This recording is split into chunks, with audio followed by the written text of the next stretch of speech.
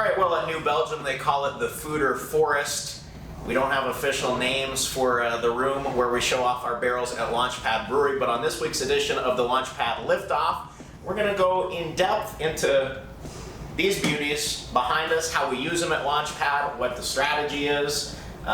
Is it an art form or is it a science? He's David Levesque, the owner, founder, brewmaster at Launch Pad. Just tell us a little bit about what we have going on behind us. Yeah, so we have about 28 barrels behind us. This is our barrel room. We made some room. We sold some off the other day to make some rooms for some new barrels. Most of our barrels come from Law's Whiskey House in Denver or Creekside Cellars up in Evergreen. So if we're doing a wine barrel, it comes from Creekside Cellars, a winery up in Evergreen.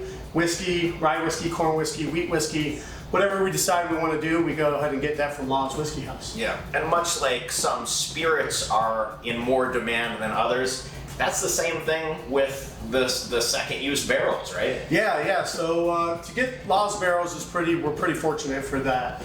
But second use barrels, people love it. You see a lot of crafts out there, people making Adirondacks chairs, kind of bars, bar tables, stools, everything. So we have a lot of second use barrels that we sell off here and help resupply us with fresh barrels for making delicious beer.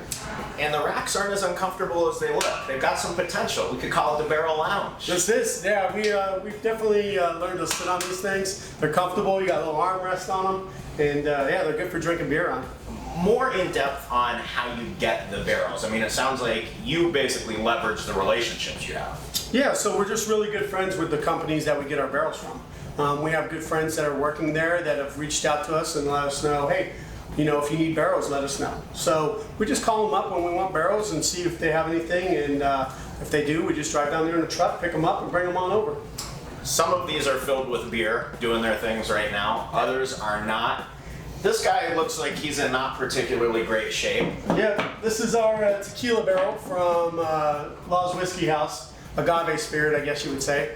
It's empty right now. We have to do a little bit of rebuilding on it, a little coopering. So we've been practicing on rebanding it and tightening them up. What we'll do is when we take a fresh barrel like this that needs to be re-swollen, we have 185 degree water.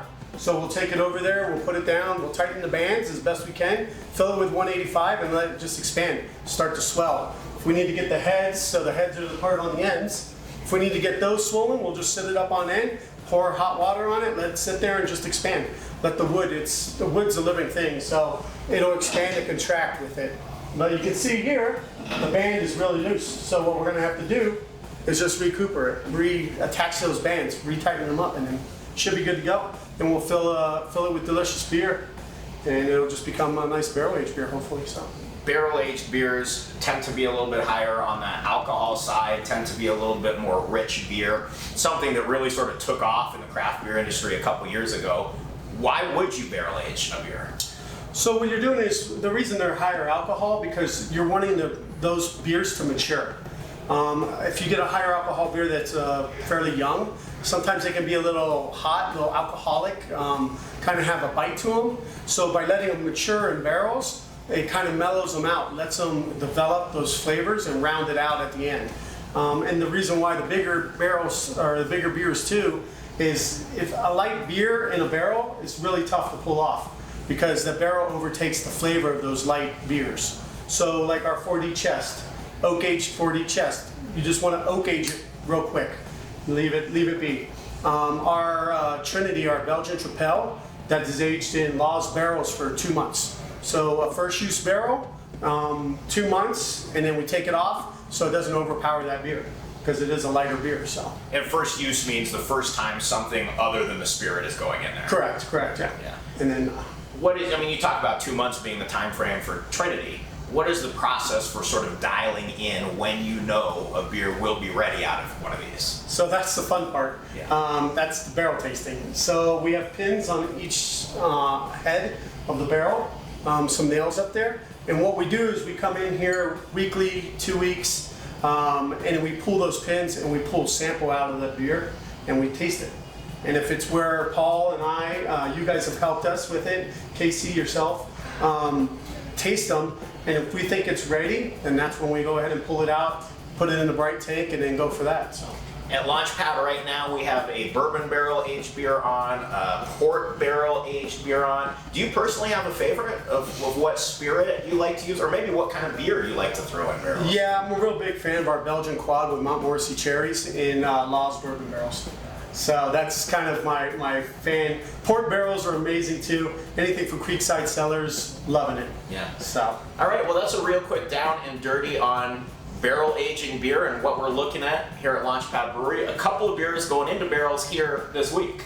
Yeah, so we have a rye doppelbock we did that we're going to be moving into barrels. An imperial smoked porter. So we're known for our session smoked porter, Peacekeeper.